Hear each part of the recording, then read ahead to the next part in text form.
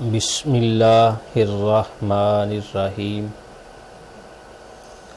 سورۃ المائدہ کی آیت نمبر 27 تا 31 27 سے لے کر 31 تک،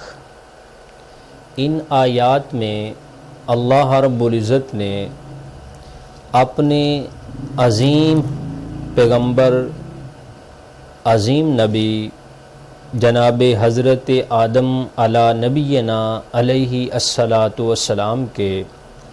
دو بیٹوں کا ایک واقعہ اور قصہ بیان فرمایا۔ وہی ہم یہاں سمجھنے کی کوشش کرتے ہیں، پڑھنے کی کوشش کرتے ہیں اور اسے سیکھنے کی کوشش کرتے ہیں۔ حضرت آدم علی نبینا علیہ الصلاۃ والسلام کی ہم تمام نسل انسانی آپ کی ہی اولاد ہیں، لیکن حقیقی طور پہ آپ کی پشت سے جو آپ کی اولاد جناب اماں حوا سلام اللہ علیہا سے جو پیدا ہوئی، اس کے بارے میں مفسرین مورخین نے لکھا کہ آپ کے 40 کی تعداد میں آپ کی اولاد تھی، جس میں سے 20 بیٹے تھے اور 20 بیٹیاں تھیں، اور قدرت کا انتظام، حسن انتظام ایسا تھا کہ ہر حمل میں ایک بیٹی اور ایک بیٹا پیدا ہوتا تھا۔ آپ کی انہی اولاد میں سے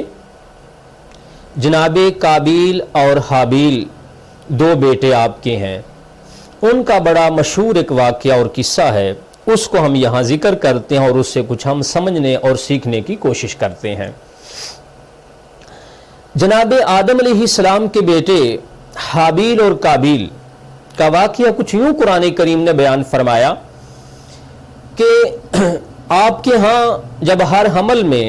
ایک بیٹی اور ایک بیٹا پیدا ہوتا تھا تو جناب آدم علیہ السلام کی شریعت میں، چونکہ ابتدا تھی نسل انسانی کی، تو یہ ایک اصول وضع کر دیا گیا کہ بھائی اور بہن کا آپس میں نکاح جائز تھا، لیکن اس میں جناب آدم علیہ السلام نے اللہ کی عطا کردہ قانون سے اور اللہ کی عطا کردہ علم سے آپ نے یہ ایک مسئلہ وضع کیا یا ایک یہ اصول قائم کر دیا کہ ایک حمل کا بیٹا اور دوسرے حمل کی بیٹی، یا ایک حمل کی بیٹی اور دوسرے حمل کا بیٹا، اس طرح کر کے ان کے نکاح ہوتے تھے۔ جب جناب قابیل اور حابیل کا واقعہ پیش آیا تو ان کے اصول اور قانون کے مطابق یہ مسئلہ بنتا تھا کہ جناب قابیل جو تھے ان کے ساتھ جو لڑکی پیدا ہوئی تھی اس کے ساتھ نکاح جناب حابیل کا ہونا تھا، اور جناب حابیل کے ساتھ جو لڑکی پیدا ہوئی تھی ان کی بہن، اس کا نکاح قابیل کے ساتھ ہونا تھا۔ تو اس مسئلے کے اندر قابیل نے یہ قانون جو تھا اس کو توڑنے کی کوشش کی کہ ایسا نہیں، میں اسی کے ساتھ نکاح اور شادی کروں گا جو میرے ساتھ پیدا ہوئی ہے، میں دوسرے حمل کی لڑکی کے ساتھ ایسا نہیں کروں گا۔ تو اس پر جناب آدم علیہ السلام نے فرمایا کہ نہیں، قانون اور رسول یہی ہے۔ تو قابیل نے اس کا انکار کیا، تو جناب آدم علیہ السلام نے فرمایا کہ اگر ایسا ہے، تم نہیں مانتے تو تم اپنی قربانیاں پیش کرو، جس کی قربانی اللہ کی بارگاہ میں قبول ہو جائے گی اس کے حق میں وہ عورت اور وہ لڑکی ہو جائے گی۔ دونوں نے اپنی قربانیاں پیش کی۔ قابیل جو تھے یہ زراعت، کھیتی باڑی کا کام کرتے تھے، اور جناب حابیل جو تھے یہ مال مویشی پالتے تھے، ان کے پاس بکریاں اور جانور تھے۔ تو اس زمانے کے اندر قربانی کے قبول ہونے کا اصول اور ضابطہ یہ تھا کہ اپنی پیاری چیز جو تھی وہ ایک کھلے میدان میں یا ایک بلند پہاڑی میں لا کر رکھ دیتے تھے، پھر آسمانوں سے ایک سفید آگ آتی تھی اور جس کے مال کو وہ آگ بسم کر دیتی تھی، جلا کے راہ کر دیتی تھی، سمجھا جاتا تھا اس کی قربانی قبول ہو گئی۔ تو اسی طرح قابیل نے گندم پیش کر دی اور جناب حابیل نے ایک بکرا پیش کر دیا، اور اللہ کے حضور یہ دیکھنے لگے کہ کس کی قربانی قبول ہوتی ہے۔ جب نظام قدرت آیا اور اللہ کی طرف سے یہ ایک سلسلہ پیش ہوا تو جناب قابیل کی گندم ادھر کی ادھر رہ گئی اور جناب حابیل کی جو قربانی تھی وہ اللہ کی بارگاہ میں قبول ہو گئی۔ تو اس مسئلہ کے اندر قابیل نے اپنے بھائی حابیل کو کہا کہ میں تجھے قتل کر دوں گا، تیری قربانی قبول ہو گئی، میری قبول نہیں ہوئی۔ تو جناب حابیل نے کہا قربانی ان کی قبول ہوتی ہے جو اللہ کی بارگاہ میں ڈرتے ہیں، جو متقی اور پرہیزگار ہوتے ہیں۔ سبحان اللہ، یہ اصول جناب حابیل نے پیش کیا کہ قربانی ان کی قبول ہوتی ہے جو متقی ہوتے ہیں، جو ڈرتے ہیں۔ تو ڈرنا کیا ہوا کہ جو اللہ کے ہر اس کام کو کرنے پر تیار ہو جاتے ہیں جو اللہ نے حکم دیا، اور ہر اس کام سے بچ جاتے ہیں جن کے بچنے کا اللہ نے حکم دیا۔ تو اس طرح کر کے قابیل نے کہا کہ میں تجھے پھر قتل کر دوں گا کہ تیری قربانی قبول ہو گئی اور اس کے بدلے کے اندر اب وہ عورت میرے ہاتھ میں نہیں آئے گی تو تجھے میں قتل کر دوں گا۔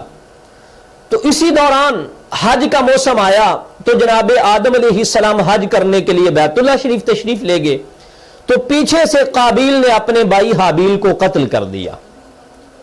اس کے بارے میں بھی ہمیں مورخین نے، مفسرین نے لکھا، ایک روایت کے مطابق کہ جناب حابیل جو تھے وہ ایک جگہ پہ سوئے ہوئے تھے، تو قابیل نے نیند کا فائدہ اٹھاتے ہوئے ایک باری اور زوردار پتھر سے ان کا سر کچل دیا، جس کے سے جناب حابیل جو تھے وہ قتل ہو گئے۔ تو یہاں تک کی گفتگو کا گویا یوں خلاصہ نکلا کہ نسل انسانی کا یہ پہلا قتل تھا، انسانیت کا یہ پہلا قتل تھا جو قابیل نے اپنے بھائی حابیل کو قتل کیا۔ اور کس بنیاد پر قتل کیا؟ حسد کی بنیاد پر۔ اپنے بڑے بھائی سے ایک تو حسد کیا کہ وہ لڑکی میرے نکاح کے اندر نہیں آ رہی، تیرے کے اندر کیوں جا رہی ہے، اور دوسرا گویا کہ اپنے والد جناب آدم علیہ السلام کی بات کا انکار کر دیا۔ تو ان دو چیزوں کے پیش نظر، ایک حسد کی بنیاد اور ایک اپنے باپ جناب آدم کی بات کو نہ ماننے پر، گویا کہ جناب قابیل نے اپنے بھائی حابیل کو قتل کر دیا۔ یہ نسل انسانی کا پہلا قتل تھا۔ اور یہ بات یہاں تک نہ رکی، پھر یہاں سے ایک اور مسئلہ بھی یوں ہمارے سامنے آیا کہ جب قتل کر دیا پھر کئی مہینے، دن نہیں کئی مہینے قابیل اپنے بھائی جناب حابیل کی لاش کو لے کر اپنے کاندھوں میں اٹھائے پھرتے رہے کہ اب اس لاش کا کروں کیا، چونکہ پہلا قتل تھا، اس سے پہلے خبر نہیں تھی کہ قتل کے بعد ڈیڈ باڈی کا کیا کیا جاتا ہے۔ تو پھر قرآن نے ہماری رہنمائی فرمائی انہی آیات کے اندر،